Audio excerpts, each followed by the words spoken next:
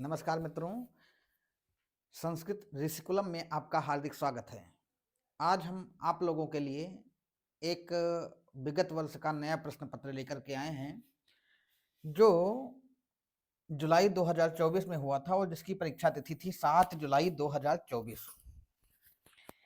तो ये 7 जुलाई 2024 को जो परीक्षा हुई थी उसका संस्कृत भाषा का प्रश्न पत्र है और उसमें भी ये संस्कृत भाषा प्रथम का प्रश्न पत्र, मतलब प्रथम भाषा के रूप में जो संस्कृत का प्रश्न पत्र आया था वो है। आज हम इसको आपको हल करवाएंगे और इसके दोनों पैराग्राफ उनसे बनने वाले प्रश्नों को हल करवाएंगे और ये प्राइमरी स्तर का है 1 to 5।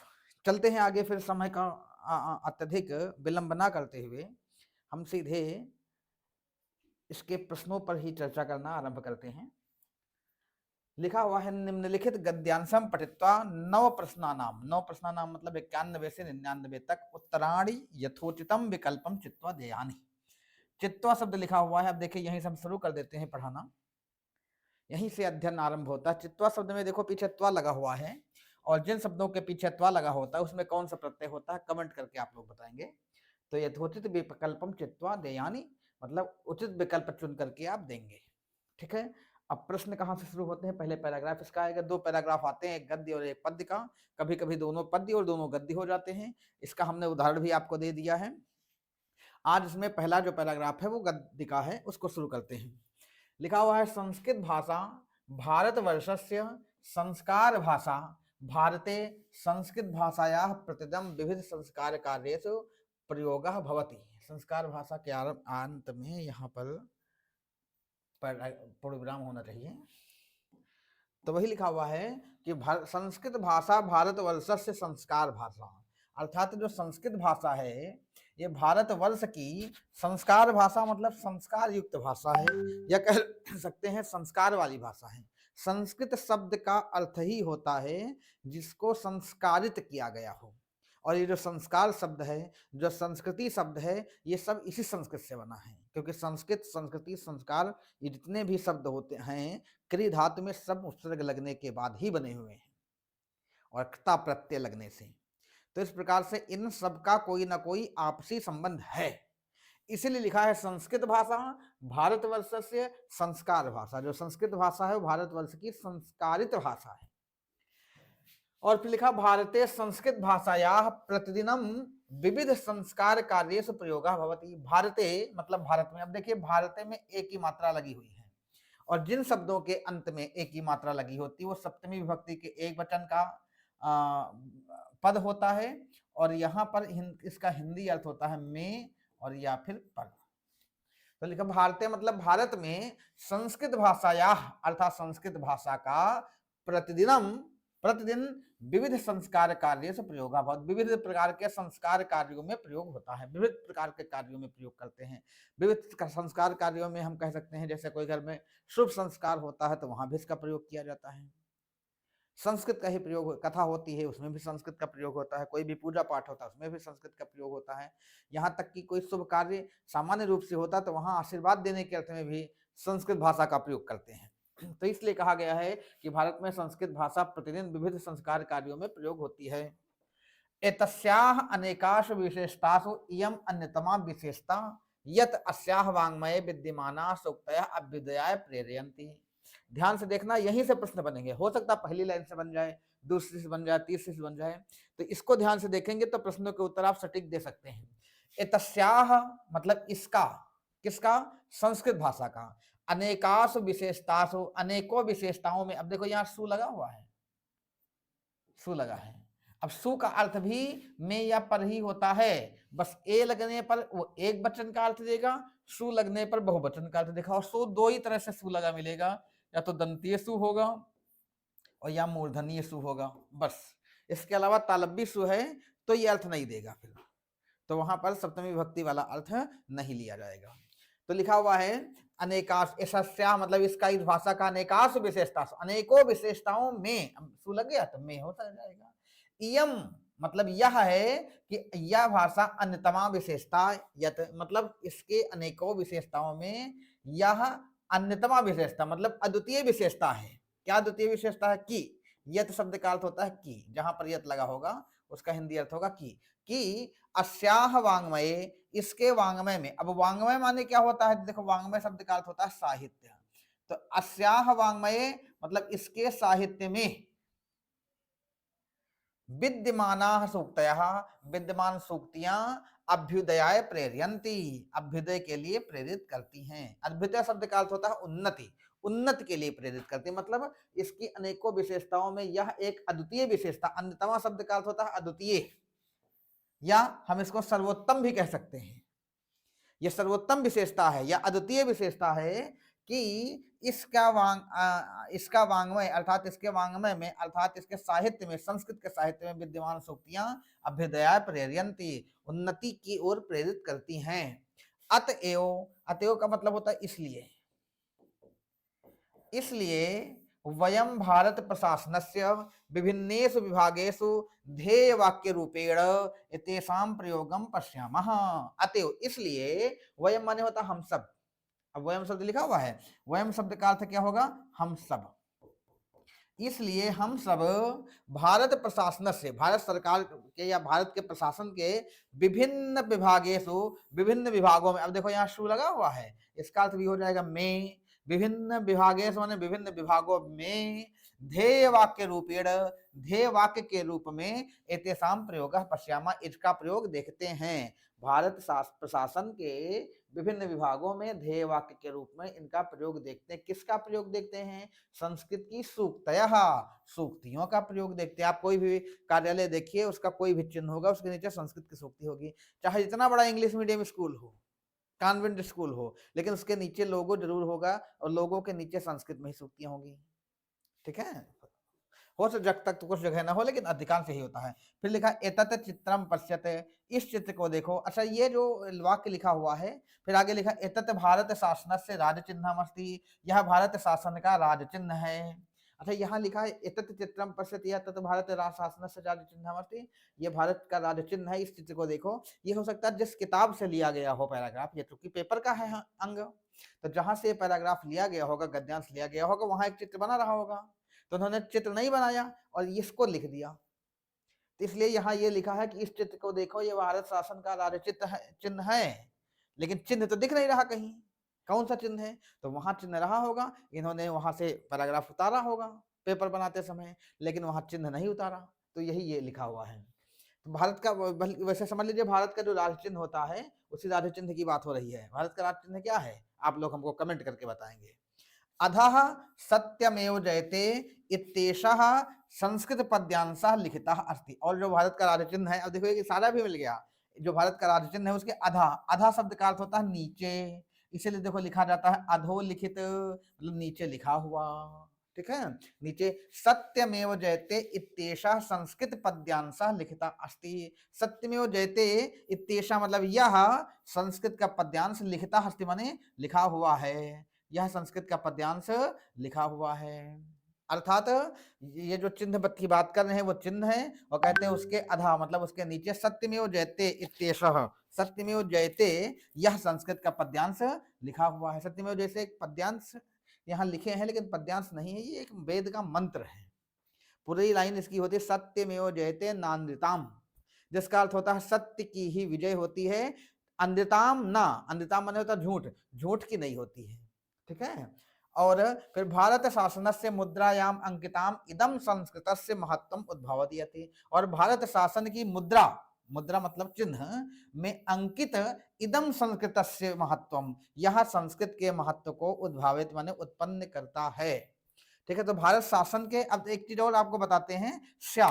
देखो अधिकांश शब्दों के अंत में आप देखोगे स्या लगा होता है, जिन शब्दों के अर्थ अंत में स्या लगा होता है उसके साथ का, की अथवा के हिंदी के साथ जोड़ देते हैं। मतलब जिन शब्द के अंत में स्या होगा उसके साथ हिंदी में या तो का जुड़ेगा, या तो की जुड़ेगा, और या तो की जुड़ेगा। ये कैसे पता चलेगा का जुड़ेगा कि की जुड़ेगा कि के जुड़ेगा, अगला शब्द देख करके। तो जब आप अगला शब्द देखोगे तो स्वतः जान जाओगे। जैसे लिखा भारतस्य मुद्रा, तो भारतस्य मुद्रा भारत का चिन्ह, तो भारत का चिन्ह जोड़ रहे हैं। अगर मुद्रा का अर्थ यहाँ रुपए लेते हम, तो भारतस्य मुद्रा का मतलब भारत का रुपया होता। ठीक है, तो इस प्रकार से भारत शासनस्य मतलब भारत का मुद्रा, भारत का चिन्ह, मुद्रायाम अंकिताम इदम, अंकित, अंकित मतलब चिन्हित, अंकित हुआ, इदम संस्कृतस्य महत्वम उद्भावित, यह संस्कृत के महत्व को उद्भावित करता है, प्रकट करता है।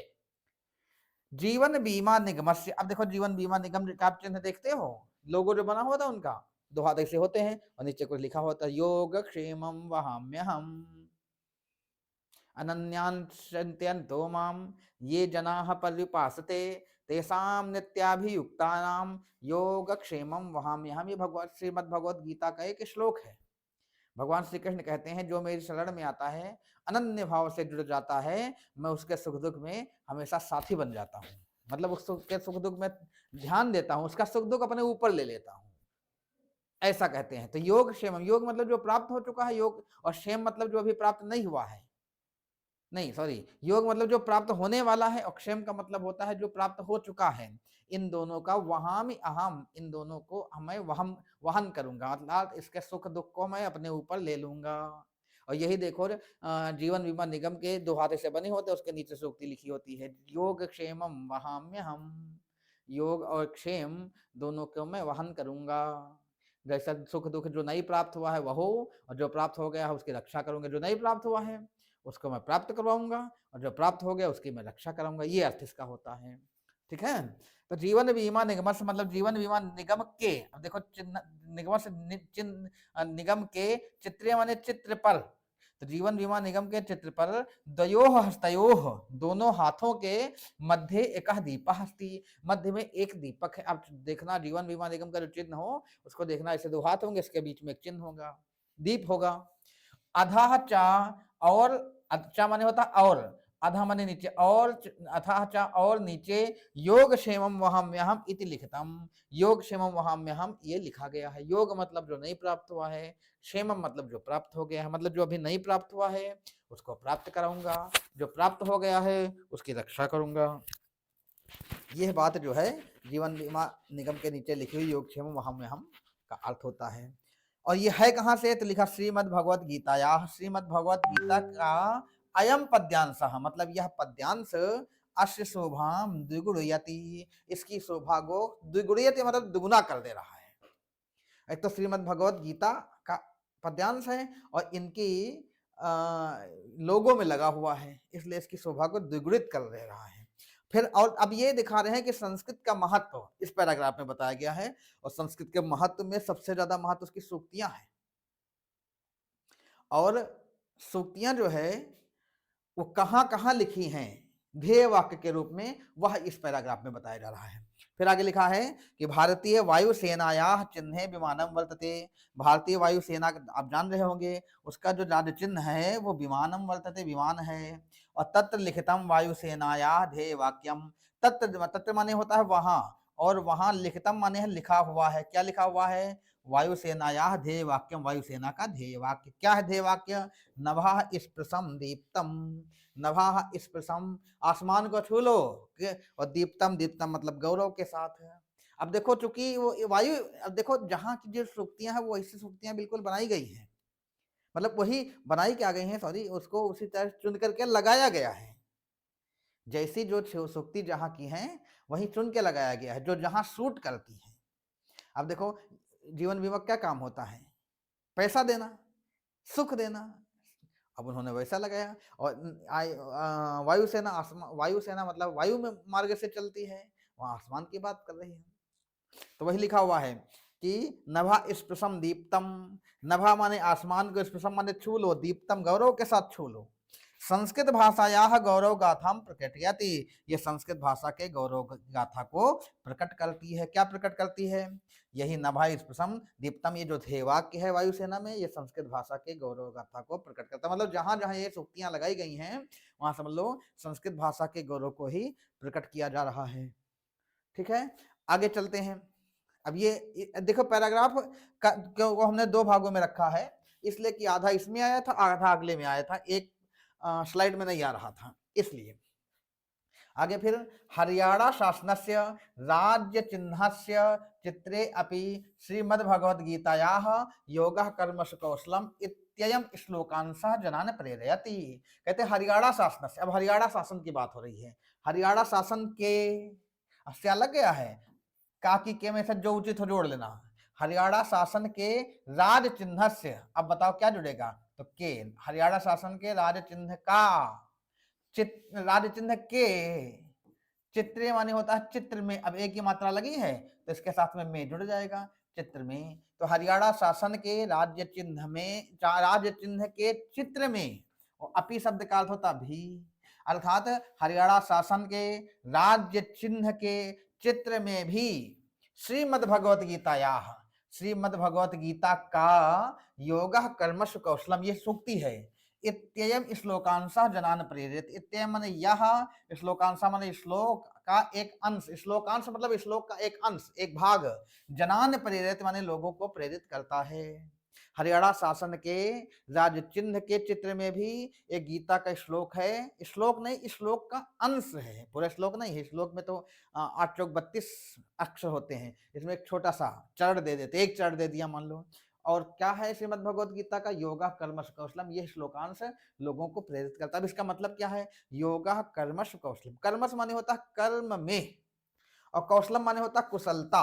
अब सु लगा हुआ है, अब अर्थ निकाल लो इसका, कर्मसु का मतलब हो जाएगा कर्म में, कौशलम माने कुशलता, कर्म में कुशलता ही योग है। योग क्या है, योग कर्मसु कौशलम, योग कर्म में कुशलता, अगर कर्म में आप कुशल है तो समझो योग है, योगी हो गए।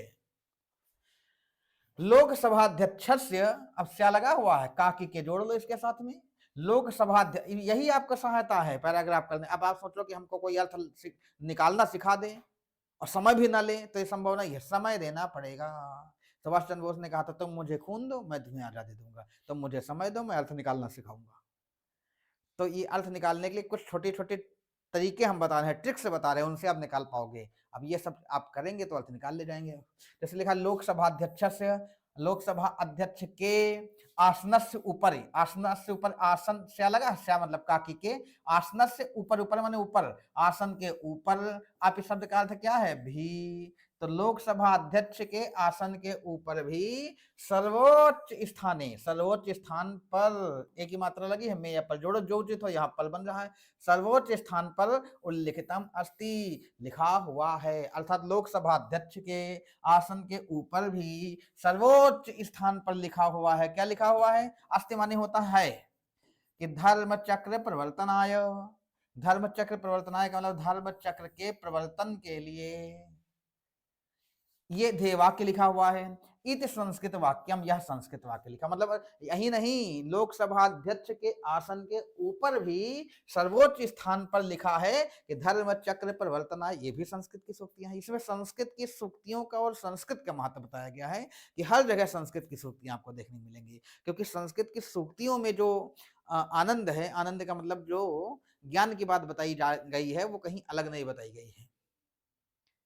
ठीक है, आगे लोकसभायाः केंद्रीय सभातलस्य भित्तिकायाम अयम निजः परोवेति सुप्रसिद्धः संस्कृत श्लोकः लिखितः अस्ति। कहते हैं लोकसभायाः केंद्रीय सभातल, लोकसभा के केंद्रीय सभातल की भित्ति में, अब देखो यहाँ श्या लगा, श्या माने काकी के होता है, और भित्ति शब्द का अर्थ होता है दीवाल, यहाँ लिख देते हैं, भित्ति शब्द का अर्थ क्या है, दीवाल। तो लिखा केंद्रीय सभातलस्य भित्तिकायाम, मतलब केंद्रीय सभातल की दीवाल में, अयम निजः मतलब लोकसभा में केंद्रीय सभातल जो है उसकी दीवाल में, अयम निजः परोवेति, अयम निजः माने यह हमारा है, परोवेति का मतलब होता अथवा दूसरे का है, ऐसा सुप्रसिद्ध संस्कृत श्लोक लिखिता अस्ति, ऐसा सुप्रसिद्ध संस्कृत श्लोक लिखा हुआ है। असल में पूरा श्लोक नहीं, ये भी श्लोक का अंश है, ऐसा श्लोक का अंश लिखा है। और देखो लोकसभा की दीवाल पे लिखा हुआ है कि अयम निजः परोवेत, ये हमारा था वह दूसरे का, मतलब ये जरूरी नहीं हमारा है, ये हमारा भी है और दूसरे का भी है, जो यहाँ पर आएगा चुन करके उसी का ये हो जाएगा। अरे हो जाने का मतलब है उतने कुछ समय के लिए, 5 साल के लिए उसका है। फिर आगे लिखा हुआ है कि अब ये तो क्या लिखा, अयम निजः परोवेति, इसका मतलब ही हुआ। अच्छा, सूक्तियां भी वैसे ही उसी जगह पर उसी तरह की रखी गई हैं जो जहां सुटेबल सेट हो रही हैं। जैसे आसमान में नभा स्पर्श दीप्ताम लिखा हुआ है, जैसे इसी तरह जो है एक पहले बसें चलती थी तो बसों पर लिखा जाता था सर्वजन हिताय सर्वजन सुखाय, बहुजन हिताय बहुजन सुखाय, बहुत से लोगों के लिए, हित के लिए, बहुत से लोगों के सुख के लिए। इसी तरह से एक था सेना के लिए, एक देखो सूक्ति सेना में लिखी जाती है, वीर भोग्या वसुंधरा, थल सेना के लिए है, उनके लोगों पर लिखा है वीर भोग्या वसुंधरा। वसुंधरा माने पृथ्वी, और वीर भोग्या का मतलब वीरों के भोगी जाने योग्य है। पृथ्वी का सुख सब नहीं भोग सकते, वही भोगेगा जो वीर होगा, मतलब वीरता, हिम्मत करो तो हाथी बांधो। तो जहां पर जो जैसी सेट बैठती है वही सूक्तियां वैसी की गई हैं। आगे फिर लिखा हुआ है डाक तार विभाग से ध्येय वाक्यम। डाकतार विभाग का ध्येय वाक्य क्या? आहार निशम सेवा में है। आहार निशम माने होता है दिन रात, दिन और सेवा में है का मतलब सेवा करता रहूंगा, करूंगा या कर रहा हूँ। और सही बात है, डाकतार विभाग वाले दिन रात सेवा करते, जब बाबा फोन मिला दो।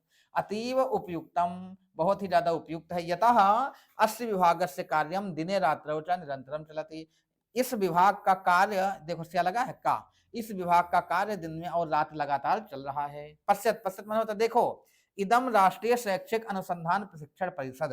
राष्ट्रीय शैक्षिक अनुसंधान प्रशिक्षण परिषद एक संस्था है, आप जानते होंगे, एनसीईआरटी जिसको बोलते हैं। तो राष्ट्रीय शैक्षिक प्रशिक्षण अनुसंधान प्रशिक्षण परिषद इत्यस्य ध्येय वाक्यम, उसका जो ध्येय वाक्य है वह है विद्यामृतम अश्नुते।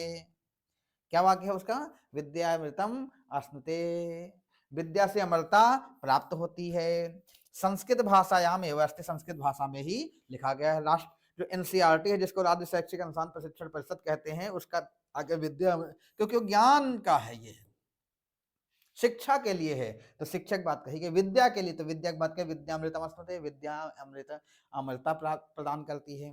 अन्य चापि बहवा भारत शासन से विभागा, कहते ये तो छोटे से थोड़े से हैं। अन्य चापि बहवा, और अन्य भी बहुत से भारत शासन से विभागा सन्ति, भारत शासन के विभाग हैं। ये सु माने होता जिनमें, अब सु लगा है तो में हो जाएगा, जिनमें संस्कृत ध्येय वाक्यानि स्वीकृतानि सन्ति, संस्कृत के ध्येय वाक्य ही स्वीकृत किए गए हैं। अलम इति विस्तरेण, अब बहुत ज्यादा विस्तार से नहीं कहूंगा। अलम शब्द का अर्थ होता है बस, मतलब बहुत विस्तार से नहीं करूंगा, कहूंगा एतेन से स्पष्टम भवति, मतलब इससे यह स्पष्ट होता है कि, यत शब्द जहां पर भी होगा उसका अर्थ होगा कि, स्पष्ट होता है कि संस्कृत भाषा भारत से जीवन भूता, संस्कृत भाषा जो है वो भारत की जीवन भूत भाषा है। और भारते भांति भारती, और भारत में ही भांति मतलब सुशोभित हो रही, क्या भारती, भारती कहा गया संस्कृत को, तो भारते भांति भारती, संस्कृत जो है वो भारत में ही सुशोभित हो रही है। तो ये था संस्कृत के लिए पैराग्राफ, और फिर इससे जो बनने वाले प्रश्न है वो उनकी ओर आपको लेके चलते हैं। पहला प्रश्न इसका आ रहा है, आप लोग देखिए, धड़ा धड़ा रहा और झटा पटाक पटाका उत्तर देते चलिए इनको। जैसे पहला लिखा हुआ निम्नलिखितेषु कल्याण अर्थ गद्यांशम का शब्द प्रयुक्ता। निम्नलिखित माने निम्नलिखित में, चार दिए हैं, इन चारों में सु लगा, सु माने में, तो निम्नलिखित का मतलब निम्नलिखितों में कल्याण अर्थ है, कल्याण के अर्थ में गद्यांशम का शब्द प्रयुक्ता, गद्यांश में कौन सा शब्द प्रयोग किया गया है? अब देखो समानार्थी ये प्रयोग किया जा रहा है। कहते हैं कल्याण एक अर्थ है, उस अर्थ के लिए गद्यांश में एक शब्द प्रयोग किया गया है। अब कल्याण के लिए कौन सा शब्द प्रयोग किया गया वो बताना है। योगक्षेम प्रयोग किया गया, या अभ्युदय प्रयोग किया गया, या गौरव प्रयोग किया गया, या कौशल प्रयोग किया। देखो कौशल माने कुशलता होती है, तो इसका अर्थ नहीं होगा। और योगक्षेम का मतलब होता है जो प्राप्त नहीं है वो योग है, जो प्राप्त हो चुका है वो क्षेम है। तो योगक्षेम का मतलब जो नहीं है और जो है वो सब योगक्षेम हो गया। अभ्युदय और गौरव बचा, गौरव नहीं है, अभ्युदय है। अभ्युदय शब्द का अर्थ होता है कल्याण, तो कल्याण के लिए कौन सा शब्द प्रयोग किया गया? अभ्युदय। और आपको दिखाते भी हैं अभ्युदय शब्द कहाँ प्रयोग किया गया है, देखो यहाँ प्रयोग किया गया, अभ्युदयाय प्रेर्यते, ये देखो ये अभ्युदय प्रयोग किया गया है। कहा गया है संस्कृत वांग में विद्यमान जो सूक्तियां हैं वो अभ्युदयाय प्रेर्यते, कल्याण के लिए, उन्नत के लिए जो है प्रेरित करती हैं। अब आगे चलते हैं, तो संस्कृत वांग में अच्छा ये प्रश्न था, निम्नलिखित कल्याणार्थ गद्या से का शब्द प्रयोग था, तो अभ्युदय ऐसा शब्द प्रयोग किया गया है। फिर आगे चलते हैं अब अगले प्रश्न की ओर, और अगला प्रश्न है,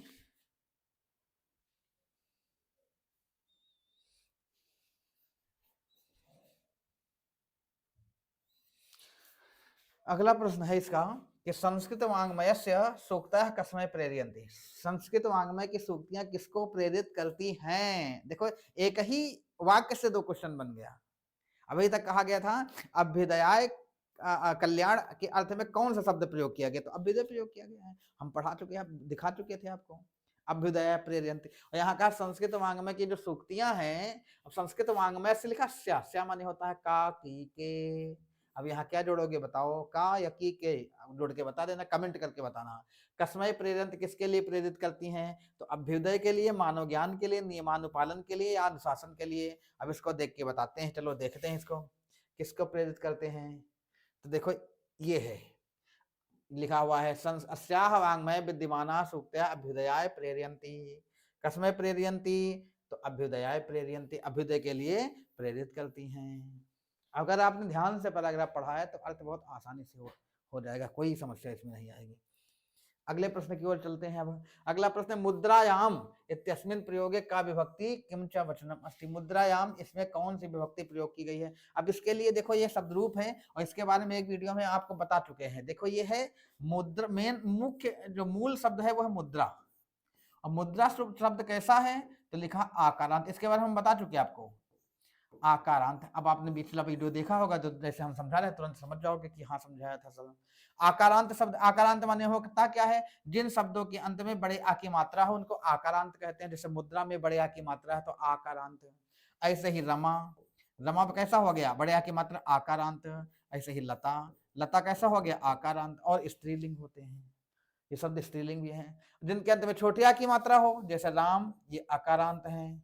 जैसे कृष्ण, ये अकारांत हैं, ठीक है। और जिसके अंत में ई की मात्रा हो, इकारांत हो जाएंगे। जैसे हरि में ई की मात्रा है, मुनि में ई की मात्रा, इकारांत हो जाएंगे। तो ये कैसा शब्द है, आकारांत है। तो आकारांत शब्द है मुद्रा, तो इसके रूप आकारांत जैसे चलेंगे। आकारांत जैसे किसके, जैसे लता के हम आपको समझा चुके हैं, एक बार फिर से बताते हैं। अब इसके रूप देखो एक वचन में कैसे चलेंगे, एक वचन, दो वचन, बहुवचन होता तो एक वचन में लता, लताम, लतया, लतायै, लतायाः,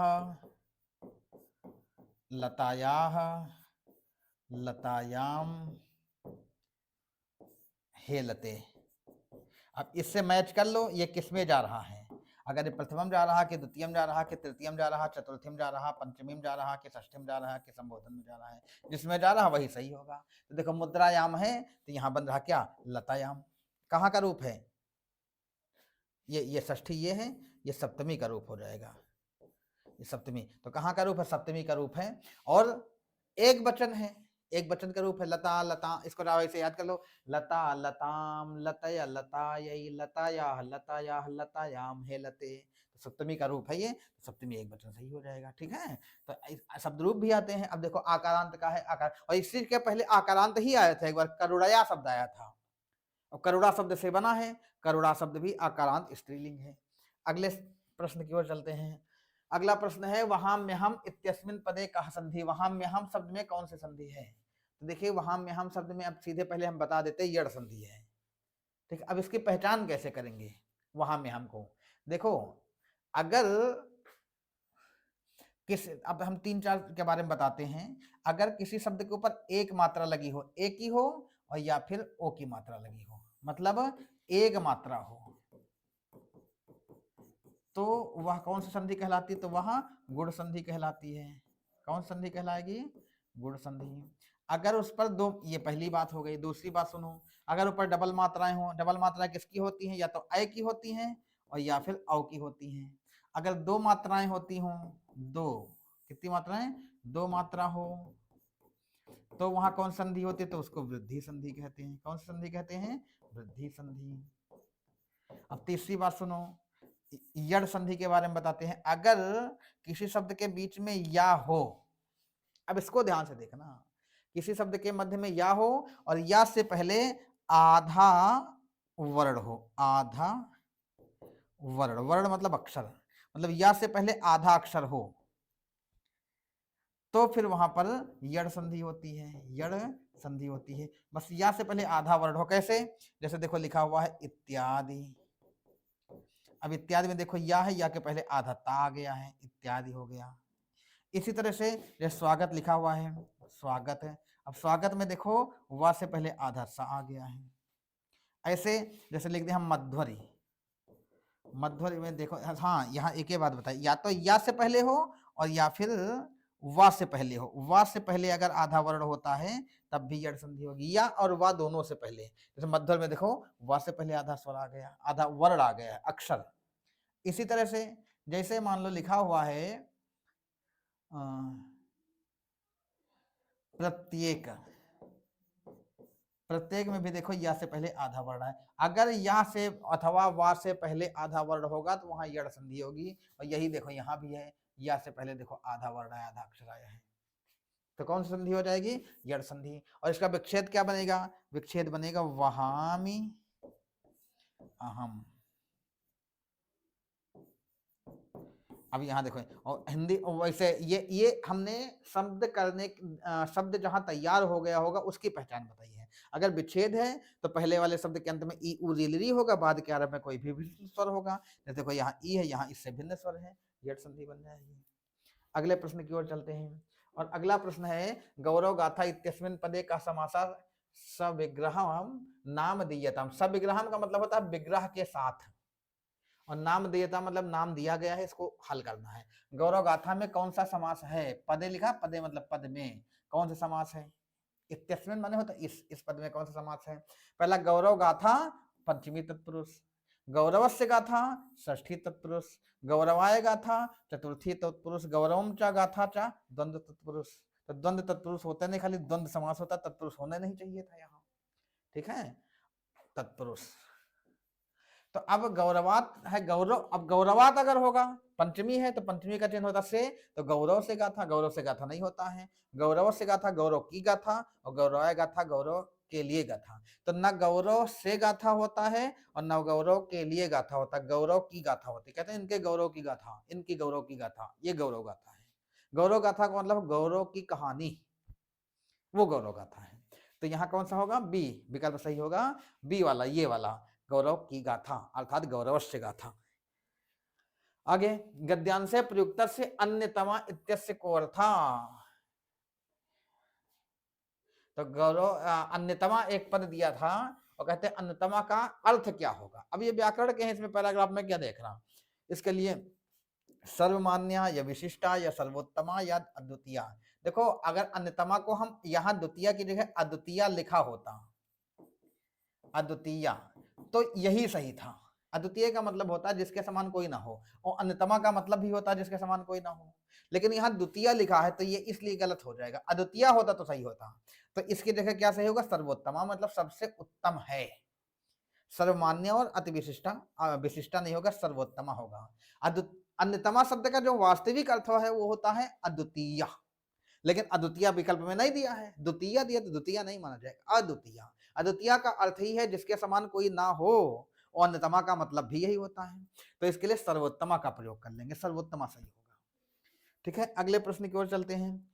अगला प्रश्न है नभः स्पृशम दीप्तम कस्य ध्येय वाक्यम अस्ति, किसका ध्येय वाक्य है? अब सुनो, देखो नभः लिखा है, नभः शब्द किसके लिए? आसमान के लिए है, वायु के लिए है। वैसे नभ का अर्थ होता है आसमान, लेकिन आसमान तो नहीं, परंतु वायु से थोड़ा संबंध हो रहा है ऊपर की ओर, तो ये सीधी बात है, वायुसेना के लिए है, जीवन बीमा के लिए नहीं। अच्छा, जीवन बीमा के लिए क्या है? जीवन बीमा के लिए आपने पढ़ा है, लिखा योगक्षेमम वहाम्यहम। हरियाणा शासन के लिए क्या राज्य चिन्ह है? आपने पढ़ा है, डाकतार विभाग का अहर्निशम सेवा में है। और वायुसेना का क्या है? नभः स्पृशम दीप्तम। ठीक है, तो ये इसका चिन्ह है। चाहो तो एक बार इसको देख सकते हो, कहाँ है? नभः स्पृशम दीप्तम, ये देखो, इसमें देखो लिखा होगा,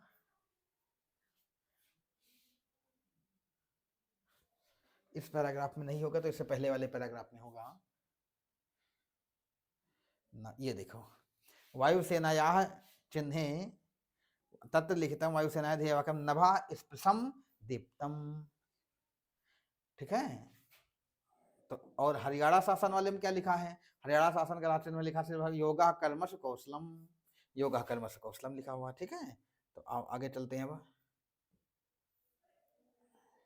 अगले प्रश्न की ओर, 98 नंबर का प्रश्न है, और प्रश्न है कि संस्कृत भाषा भारतवर्ष कीदृशी भाषा वर्तते। कीदृशी शब्द का अर्थ क्या है ये जान लो पहले। कीदृशी शब्द का मतलब होता है कैसी। अगर यहां पर लिखा होता कीदृशा तो उसका अर्थ होगा कैसा। ठीक है, तो कीदृशी भाषा कैसी भाषा है। अभ्युदय वाली भाषा है या प्रेरणा भाषा या संस्कार भाषा या गौरव भाषा। सबसे पहले ही पढ़ा था संस्कृत भाषा भारतवर्ष से संस्कार भाषा। जो संस्कृत भाषा है वो भारतवर्ष की संस्कारित भाषा है। इसके लिए सबसे पहले नंबर पर आपने पढ़ा है, ये देखो लिखा हुआ है संस्कृत भाषा भारतवर्ष से संस्कार भाषा। बस यही छोटी छोटी चीजों का ध्यान देना है, आपका पैराग्राफ बहुत अच्छे से हल होगा। ठीक है, तो संस्कृत भाषा भारतवर्ष की कीदृशी भाषा संस्कार भाषा। तो कौन सा विकल्प सही होगा? सी। अगले प्रश्न की ओर चलते हैं। अगला प्रश्न सत्यमेव जयते वाक्यम कुत्र मुद्रितम अस्ति। मुद्रित कुत्र माने होता कहाँ, कुत्र माने क्या है कहाँ, और मुद्रितम शब्द का अर्थ होता है मुद्रित है, मतलब लिखा है। मुद्रित शब्द का मतलब लिखना है, वैसे तो टाइप करना होता है लेकिन लिखा है कह सकते हो। मुद्रित का वास्तविक अर्थ टाइप करना होता है। और सत्यमेव जयते का मतलब क्या, सत्यम एव जयते, सत्य की ही जय हो। और कहाँ लिखा है, और हमने आपसे प्रश्न किया था कि भारत का राज्य चिन्ह क्या है। कमेंट करके जरूर बताना, इतने लोग वीडियो देखना, इसको कमेंट करके जरूर बताना कि भारत का राज्य चिन्ह क्या है। तो जीवन बीमा के मुद्रा पर लिखा है, मुद्रायाम, मुद्रा पर लिखा, मुद्रा मतलब चिन्ह पर। यहाँ मुद्रा का मतलब पैसा नहीं, चिन्ह है। और भारत शासन की मुद्रा पर या भारतीय वायुसेना के विमान पर या लोकसभा अध्यक्ष के आसन के ऊपर। तो भारत शासन की मुद्रा पर है। ठीक है, आगे चलते हैं। अच्छा, चाहो तो मुद्रा का अर्थ यहाँ, अगर यहाँ तुम रुपए ले लेते हो तब भी गलत नहीं होगा, भारत शासन की मुद्रा पर है। लेकिन मुद्रा का अर्थ चिन्ह भी होता है, तो यहाँ चिन्ह से ही है। आगे देखो, ये पैराग्राफ के प्रश्न समाप्त हो गए। आगे फिर निम्नलिखितम गद्यांशम पठित्वा प्रश्नानाम सब 105 100 से 105 तक उत्तराणी यथोचितम विकल्पम चित्वा देयान। यहाँ भी देखो चित्वा लिखा हुआ है। चित्वा का अर्थ तुम लोग बताओगे। चित्वा में कौन सा प्रत्यय है ये बताओगे। चित्वा में त्वा लगा हुआ, कौन सा प्रत्यय, कमेंट करके जल्दी जल्दी बताते रहना तुम लोग। अगले प्रश्न की ओर चलते हैं कि खलह। अब देखो ये पद्य में है, अभी तक गद्यांश था, ये पद्यांश, इसमें 5 श्लोक हैं और एक लाइन में 1 श्लोक है कि खलह सरसप मात्राणी परच्छिद्राणि पश्यति आत्मनो बिल्व मात्राणी पश्यन्नपि न पश्यति, पश्यन्नपि न पश्यति सर्प दुर्जन योर मध्य। 1 सेकंड, हमको लग रहा माइक काम नहीं कर रहा, क्या चेक कर ले एक बार।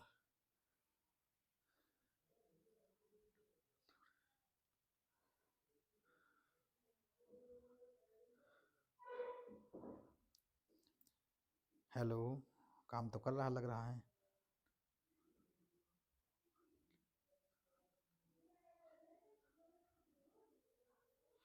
हाँ, काम कर रहा है।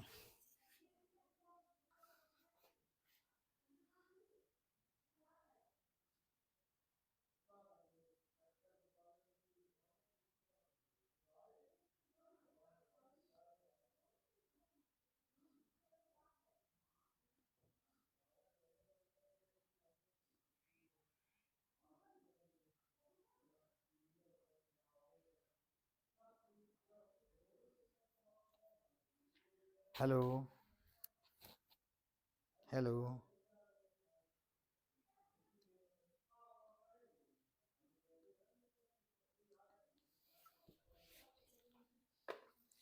ठीक है, आइए चलते हैं। तो खलह सरसप मात्राणी परच्छिद्राणि पश्यति आत्मनो बिल्लो मात्राणी पश्यन्नपि न पश्यति। अब देखिए इसका मतलब क्या है। देखिए खलह शब्द लिखा हुआ है, खलह शब्द का मतलब होता है दुष्ट। अब आपको अगर कहीं पैराग्राफ हो सकता है, पेपर आप जो देने जा रहे हो फरवरी में, वहीं ये लिखा हो जाए किसी शब्द में अरे खलह, तो आप तुरंत अर्थ निकालेंगे। खलह माने होता है दुष्ट, दुष्ट भी कह सकते हैं, दुर्जन भी कह सकते हैं। और एक अनाज का नाम आपको बताते हैं सरसप। सरसप शब्द का अर्थ होता है सरसों। क्या होता है? सरसों। और मात्राणी के बराबर या मात्र, परत छिद्राणी, यहाँ जो छिद्राणी शब्द लिखा हुआ है छेद से संबंधित नहीं है। यहाँ छिद्राणी शब्द का अर्थ होता है दोष, और पश्यत शब्द का अर्थ होता है देखना या देखता है। अब जहां जहां पश्यत लिखा होगा देखता है, पश्यंत लिखा हुआ देखते हैं।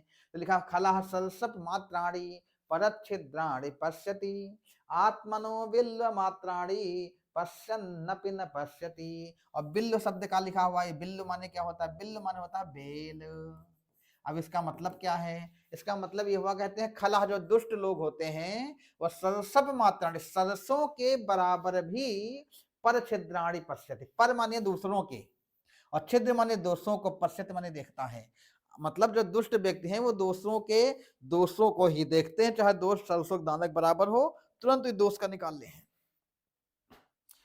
इसको दोष दर्शन के नाम से भी जाना जाता है। जो दुष्ट व्यक्ति हैं दूसरे का अच्छा ही नहीं देखते हैं, दूसरे खाली दोष देखते हैं, और छोटा छोटा सरसों बराबर भी दोष है तुरंत देख लेंगे।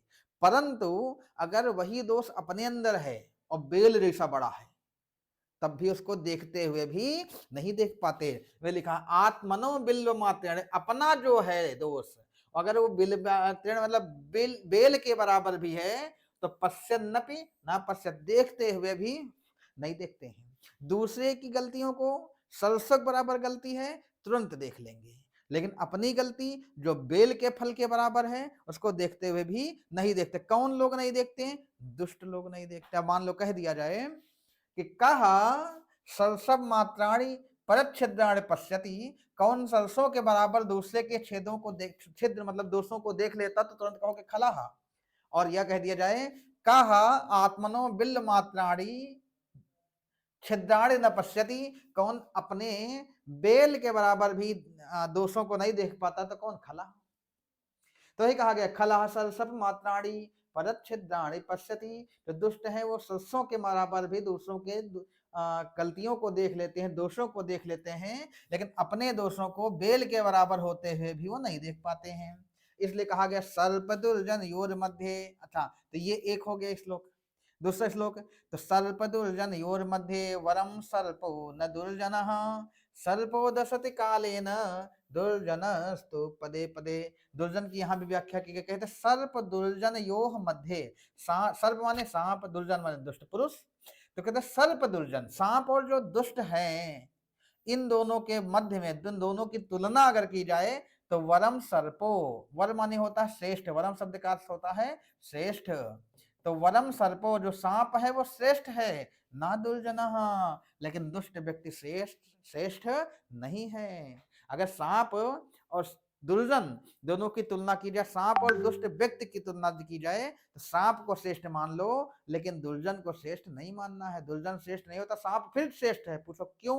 तो लिखा सर्पो दशति कालेन, कालेन माने समय आने पर ही, सर्पो माने सांप, दशति माने डसता है, फुफकार मारेगा। जो सांप है वो समय आने पर, जब कहीं दब जाए, कहीं कुचल जाए, आवश्यकता पड़े तब काटेगा। लेकिन दुर्जना तो पदे पदे, दुर्जन व्यक्ति जो होगा वो पद पद पर काट खाएगा, पग पग पर फाट डालेगा।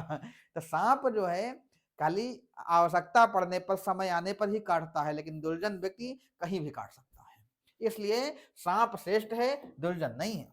फिर अगला, चंदनम शीतलम लोके चंदनादपि चंद्रमाः चंद्र चंदन योर मध्य शीतला साधु संगति। कहते हैं चंदनम शीतलम लोके, तन पढ़ लो। लोके शब्द का अर्थ क्या होगा? एक मात्रा लगी है तो में हो जाएगा, लोके माने संसार में।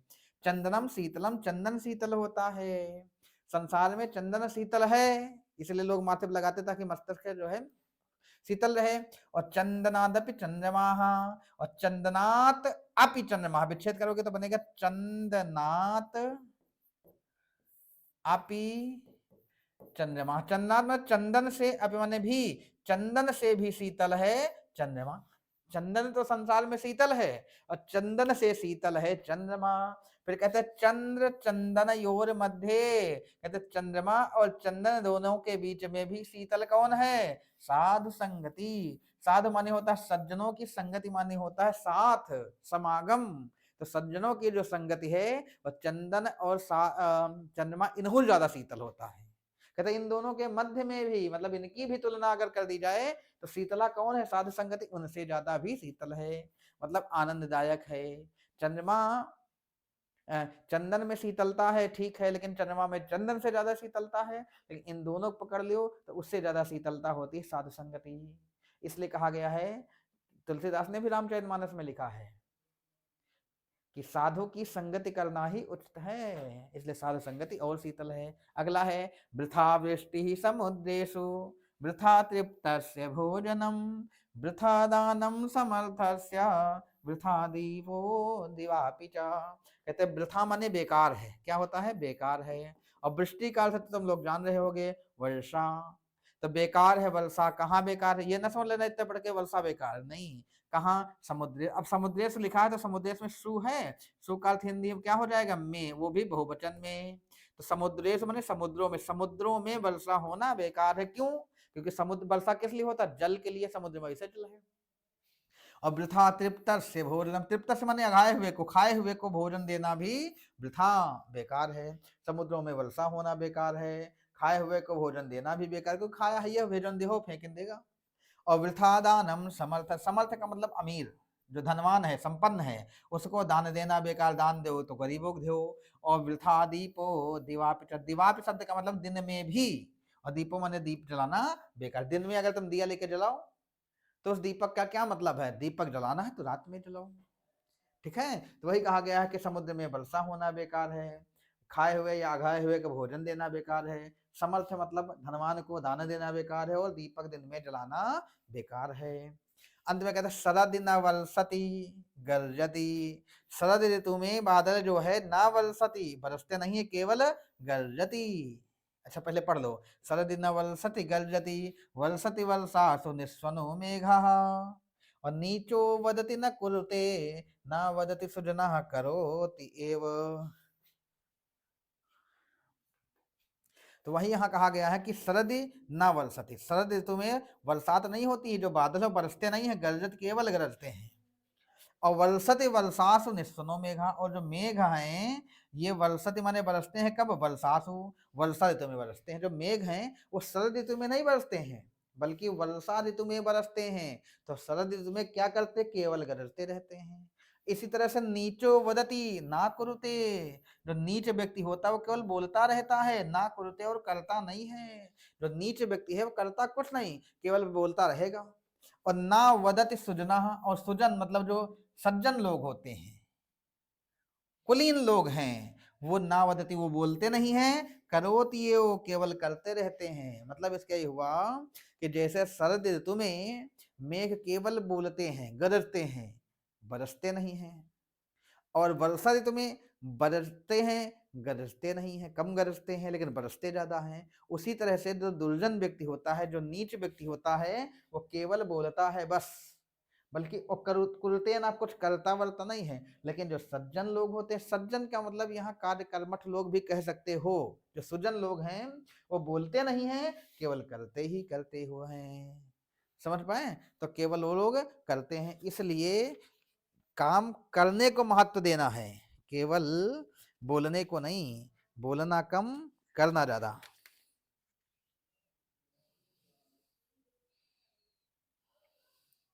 चलते हैं आगे। अब आगे एक बार जो है इनके प्रश्नों को देखते हैं, ये प्रश्न क्या कहते हैं।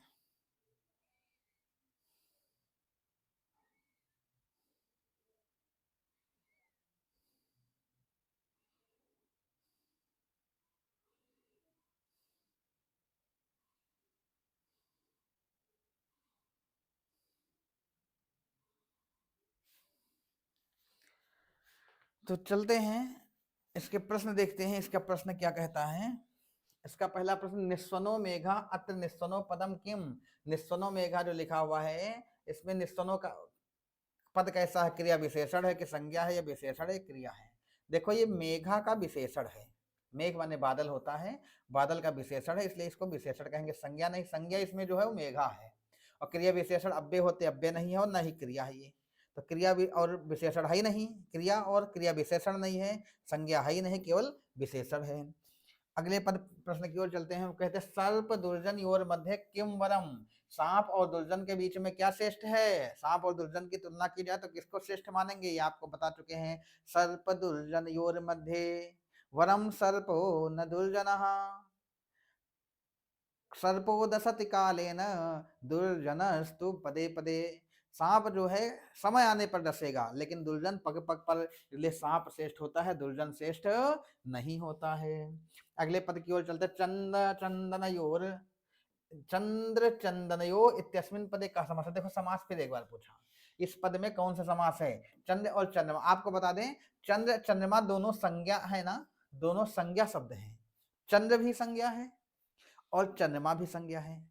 जहां पर दोनों पद संज्ञा होंगे हमेशा ध्यान रखो वहां पर केवल द्वंद्व समास होगा बस। अब द्वंद्व में भी अगर भेद पूछे तो द्वंद्व में भेद अगर पूछते हैं तो अगर वो नपुंसक लिंग के एक वचन है तो समाहार द्वंद्व है, और अगर वो नपुंसक लिंग का एक वचन नहीं है बाकी कुछ भी है और दोनों शब्द जो है विशेष हैं जिनको हम संज्ञा कहते हैं तो वहां पर जो है इतरेतर द्वंद्व होगा। अब दोनों पद संज्ञा हैं, चंद्र और चंद्रमा, चंद्र और चंदन दोनों तो संज्ञा हैं, दोनों विशेष हैं, इसलिए इसको हम इतरेतर द्वंद्व में रखेंगे। अब देखते हैं विकल्प। चंद्रस्य चंदनस्य तयो तुलना द्वंद्व समास, तुलना नहीं हो रही है। तो वैसा भी द्वंद्व समास में तुलना होती कहाँ? चंद्रस चंदनस तयो समाहारः इतरेतर द्वंद्वः, इतरेतर द्वंद्व हो गया। ये षष्ठी तत्पुरुष है, चतुर्थी तत्पुरुष ये दोनों होंगे नहीं, तो इतरेतर द्वंद्व समास होगा क्योंकि चंद्रमा और चंदन दोनों का समाहार हो रहा है, तो इसलिए समाहार द्वंद्व नहीं इतरेतर द्वंद्व रखेंगे। अगर यहाँ कह देते समाहार द्वंद्व तो नहीं होता। समाहार भले है, समाहार द्वंद्व जो होता है तीन द्वंद्व के भेद होते हैं, एक इतरेतर द्वंद्व, एक समाहार द्वंद्व और एक शेष द्वंद्व। एक शेष द्वंद्व जो होता है उसमें दोनों के स्थान पर एक क्या बरता, जैसे माता चा पिता चा, तो शब्द बचेगा पितरौ, उसी में माता का समाहार योजन हो गया। भ्राता चा भगनी चा कह दिया जाए भ्रातरौ, ठीक है। तो इस तरह से यहाँ पर इतरेतर द्वंद्व होगा, दोनों अगर संज्ञा है और अगर यहाँ एक वचन लग गया होता नपुंसक लिंग का तो समाहार द्वंद्व होता, वहां क्या होता?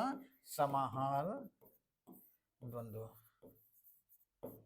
आगे चलते अगले प्रश्न की ओर, और अगला प्रश्न है खलः आत्मनः की दिशा ने छिद्राणि न पश्यन्ति। छिद्राणि शब्द का अर्थ हम बता चुके हैं, दोष है, गलतियां हैं, अर्थात खला जो दुष्ट लोग, और खल माने क्या होता है? दुष्ट।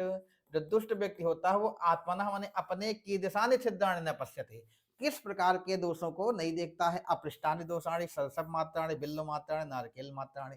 नारियल के बराबर या बिना पूछे गए, या सरसों के बराबर या बेल के बराबर, तो किसके बाद देखो दूसरे के सरसों के बराबर दोष को देख लेगा लेकिन अपने बेल के बराबर दोषों को नहीं देख पाएगा। हम बोले थे ना कि देख लो क्या पता कहाँ प्रश्न पूछ ले, यही है। तो यहाँ बिल्व मात्राणि, बेल के बराबर भी दोषों को अपने नहीं देख पाता है। अगला प्रश्न, साधु संगति कस्मात् शीतलास्ति। सज्जनों की जो संगति है उसकी संगति किससे शीतल होती है? चंदन से या चंद्रमा से या चंद्र चंदन योर दोनों से या शरद ऋतु से? तो कहा गया, आपने पढ़ा है कि संसार में चंदन शीतल होता है, चंदनम शीतलम लोके, संसार में चंदन शीतल है और चंदन से शीतल है क्या? चंद्रमा। लेकिन इन दोनों के बीच में देखा जाए तो कौन शीतल है? इन दोनों के दोनों से भी ज्यादा शीतल कौन है? तो साधु की संगत है। तो साधु की संगत इन दोनों से शीतल होती है। अगला प्रश्न शरद इत्यस्मिन् शब्दे का विभक्ति किम वचनम। शरद में कौन सी विभक्ति कौन सा वचन है ये आपको बताना है। शब्द रूपों के लिए एक ट्रिक हमारे पास तैयार है बहुत अच्छी सी, हम एक क्लास लेंगे शब्द रूपों के ऊपर, उसको हम आप शब्द रूप नहीं याद करोगे ट्रिक के माध्यम से, कुछ हमने ट्रिक ऐसे तैयार कर दी हैं उनके माध्यम से लगभग शब्द रूप तैयार हो जाएंगे। शरद में कौन सी विभक्ति है तो इसमें कुछ जानना नहीं, मतलब इसको जानना है, इसमें हम कोई वैसा नहीं बता पाएंगे, वैसे आप समझो नहीं पाएंगे। इसको जब हम क्लास शब्द रूप के लेंगे तो ट्रिक के माध्यम से बताएंगे। यहाँ सप्तमी विभक्ति का एक वचन है, शरद में सप्तमी विभक्ति का एक वचन है, ठीक है। तो ये हो गया। आगे धन्यवाद। फिर आगे है, हाँ, तो ये हमारी आज की क्लास थी और इसमें हमने देखे 2 पैराग्राफ को हल कराया है और ये पेपर जो है 2024 का है जो जुलाई में हुए थे। तो इस तरह हम आपको लिए रोज एक वीडियो लेकर के आ रहे हैं। किसी वीडियो में कुछ मटेरियल होगा और किसी वीडियो में आपके पुराने पेपर होंगे। शीघ्र ही हम जो पैराग्राफ के कुछ हम अभ्यास पत्र भी तैयार कर रहे हैं, अभ्यास प्रश्न भी तैयार कर रहे हैं, उनको भी शीघ्र एक एपिसोड के माध्यम से प्रतिदिन एक निश्चित टाइम पर हम लाइव चलाएंगे, लाइव क्लास लेंगे और आप लोग जुड़े रहिए हमारे चैनल के साथ। संस्कृत की निःशुल्क वीडियो देखने के लिए हम लाइव क्लास के लिए हमारे अभी तक हम लाइव क्लास नहीं ले रहे हैं, अभी कुछ रिसर्च चल रहा था और सीख रहा था, सीख लाइव क्लास होंगी और इसके लिए हमारे यूट्यूब चैनल को संस्कृत रिस्कुलम के नाम से उसको सब्सक्राइब करें और आप लोग जुड़े रहें। एक एपिसोड की तरह हम प्रतिदिन कुछ पैराग्राफ लेकर के आएंगे, क्योंकि जितना महत्व पेडागोजी का उतना ही महत्व पैराग्राफ का। लोग पेडागोजी पीछे पढ़ जाते हैं, पैराग्राफ नहीं देखते, पैराग्राफ चाहे गलत हो जाए। पैराग्राफ भी आपके लिए इंपॉर्टेंट है। अगर पैराग्राफ के 15 क्वेश्चन में आप 14-15 ले आते हैं तो पेडागोजी के कुछ ही क्वेश्चन से आप क्वालिफाई कर जाएंगे। ठीक है, तो इसलिए दोनों जरूरी हैं। पेडागोजिक पीछे तो पढ़ना ही पढ़ना है, पैराग्राफ के पीछे भी आपको पढ़ना। पैराग्राफ अगर कब होता क्या, कभी कभी हम पैराग्राफ ही नहीं हल कर पाते हैं, उसका अर्थ नहीं निकाल पाते, प्रश्न नहीं समझ पाते, इसलिए हम इसको लेकर के आए हैं। और बहुत जल्द लाइव क्लास हम एपिसोड के माध्यम से एक निश्चित समय पर शाम को एक पैराग्राफ 2 पैराग्राफ हल करवाते रहेंगे। ठीक है, बाकी पेडागोजी वादी तो पढ़ाते रहेंगे, अन्य विषय भी पढ़ाएंगे। तो आज के लिए इतना ही, पुनः मिलते हैं अगली क्लास में, तब तक के लिए धन्यवाद।